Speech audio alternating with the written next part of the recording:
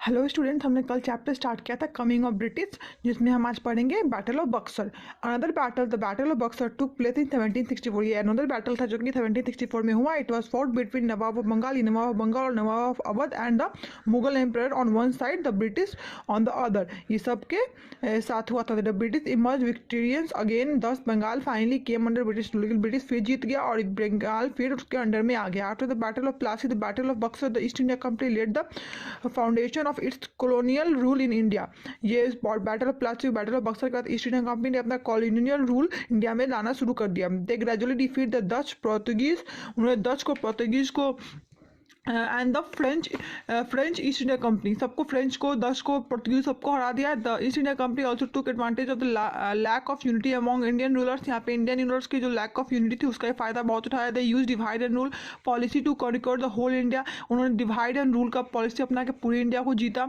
Gradually through various policy such as subsidiary alliance and the doctrine of lapse, they became the ruler of India. बहुत सारे policies के साथ वो एक तरह से इंडिया के, वो पूरे ऑल इंडिया के रूलर बन गए। The subsidiary alliance was introduced by Lord Richard Wellesley, who was the governor general of India from 1798 to 1805। ये जो था सब्सिडी अलायंस, ये एक रिचर्ड वेल्सी था, उनके द्वारा लाया गया था, जो कि गवर्नर थे इंडिया के 1798 से 1805 तक। According to term of the subsidy alliance, Indian rulers under British protection had to give up their native armies and instead maintain British troops within their states. इसके अकॉर्डिंग ये था कि हमें जो इंडियन रूलर्स थे उनको अपना army हटा के ब्रिटिश ट्रूप्स को अपने स्टेट्स में अपने रखवाली की रखना होता था। They gave control of the foreign affairs to British, तो सारे फॉरेन अफेयर्स का बात वो ब्रिटिश ही करते थे। In return the English East India company protected them from attack of their rivals, और इसके बदले वो राइवल्स से अटैक में किसे प्रोटेक्ट करने के लिए हेल्प करती थी उस रूलर को। The policy of doctrine of lapse was introduce by Lord Dalhousie, और the policy of doctrine of lapse Lord Dalhousie के द्वारा लाया गया था, who was the governor general of India from 1848 to 56। ये गवर्नर जनरल थे ये भी Lord Dalhousie. It enable the British to take control of any Indian state if the ruler that state had died. और ये रूल के तहत जिस भी स्टेट का राजा मर जाता था उस स्टेट को के कंट्रोल को ये ब्रिटिश कर लेते थे without living a new bond. अगर उसमें कोई वारिस नहीं है तो वो स्टेट हो जाएगा ब्रिटिश के अंदर। Which had to be the rulers own son, अगर उसका अपना बेटा ना हुआ तो। Under the policy many region of India came under the British rule, और इसके तहत बहुत सारा इंडिया का जो रीजन था वो ब्रिटिश रूल में आ गया। This injustice cause unhappiness among the Indians, और ये इनजस्टिस इंडियन के अंदर बहुत सारा अनहैप्पीनेस ले आया। और क्या था, एंगर अमॉन्ग्स पीपल, लोगों के अंदर आक्रोश जागने लगा था।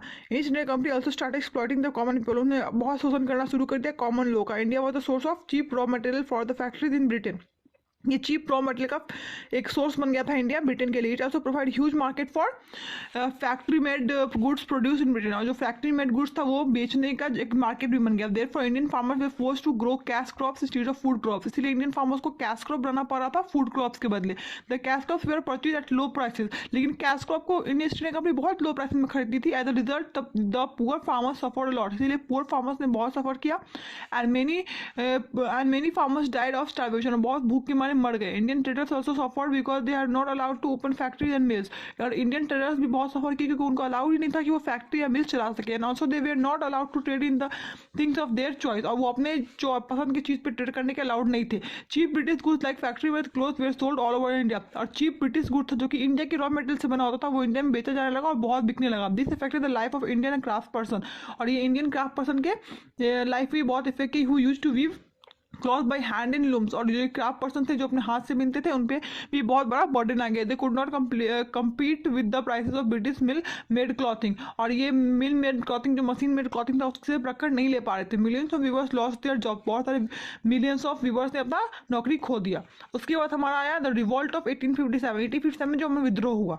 Indian rulers were unhappy with British, Indian ruler भी बहुत सारे अनहैप्पी थे ब्रिटिश रूल के खिलाफ। And so were sepoy Indian soldiers, और फिर सारे जो इंडियन सोल्डर्स थे वो भी जो कि ब्रिटिश आर्मी में काम करते थे वो भी उनसे नाराज थे। The peasants also were unhappy, peasants भी अनहैप्पी थे। And they had to pay lot of taxes, और बहुत सारा उनको टैक्स पे करना पड़ा था। And were living in poverty, बहुत गरीबी में जी रहे थे। All this led to an uprising in 1857, और ये सारा मिल के एक अपराइजिंग आया 1857 में, जिसको हम वाइडली कहते हैं रिवॉल्ट ऑफ 1857 का विद्रोह, और द स्पॉय म्यूटिनी, और स्पॉय म्यूटिनी भी कहते हैं। The main reason behind the revolt was the introduction of the Enfield rifle, ये मेन इसका रीजन था। एक जो स्टार्ट हुआ था वो इनफील्ड राइफल के कारण हुआ था। The cartridge of this rifle had a greased covered, एक कार्टेज था जो कि ग्रीस्ड कवर था, which had to be bitten off before use, जिसको हमें दांत से निकालना पड़ता था यूज करने से पहले. It was believe that the cover was greased with the fat of cows.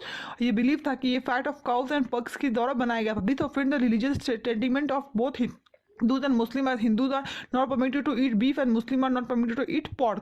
ये मुस्लिम हिंदू दोनों के फीलिंग को हर्ट किया था. The Indian soldiers refuse to use cartridge. Indian soldier से मना कर दिया कि हम कार्टेज नहीं यूज करेंगे. They overthrew their superiors and march to Delhi.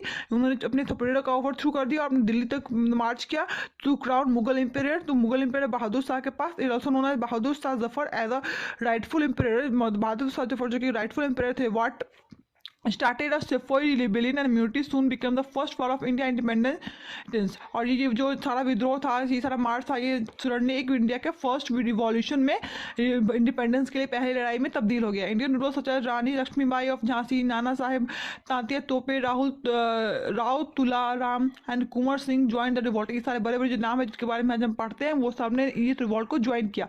The revolt was cruelly put down within a year by British. लेकिन revolt को क्रूरली बहुत निर्दयता से एक साल में बंद कर दिया गया. There were many reason for failure of the revolt. बहुत सारे रीजन थे जिसके कारण ये रिवॉल्ट फेलियर हो गया. It was not the plan and did not spread to all part of India. ये प्लान नहीं था और पूरे पार्ट में इंडिया के फैला भी नहीं. There was a little unity amongst the rebels. यहाँ पे एक थोड़ा सा यूनिटी था रिबेल्स में. And many sepoys as well as many Indian ruler actually side with the British. लेकिन बहुत सारे स्पॉइल, बहुत सारे ब्रिटिश रूलर थे वो जो एक्चुअली भी ब्रिटिश के साथ ही थे. तो British soldiers had better arms. British soldier को बेटर आर्म्स था एंड सप्लाईज उनके अच्छे थे. दे वर ऑल्सो बेटर ट्रेन. उनके बाद ट्रेनिंग भी अच्छी थी. Direction by died while fighting and नाना साहब वर डिफीटेड.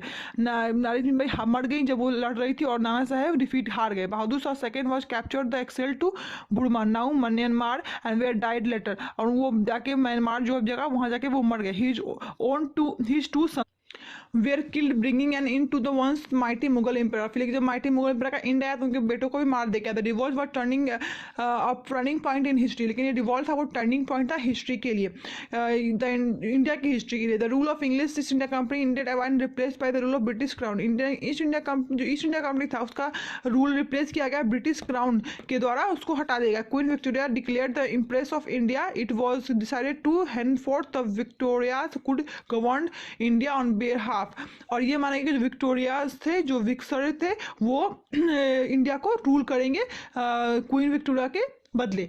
और तब ये हुआ कि ईस्ट इंडिया कंपनी जो कि एक कंपनी रोक में आई थी लेकिन अपना फोर्स आने लगी थी, उसको ओवर पावर कर दिया क्वीन विक्टोरिया जो कि वहाँ इंग्लैंड की उस टाइम की क्वीन थी. सो स्टूडेंट्स आज के लिए हम यहीं तक रहने देते हैं. That's all for today.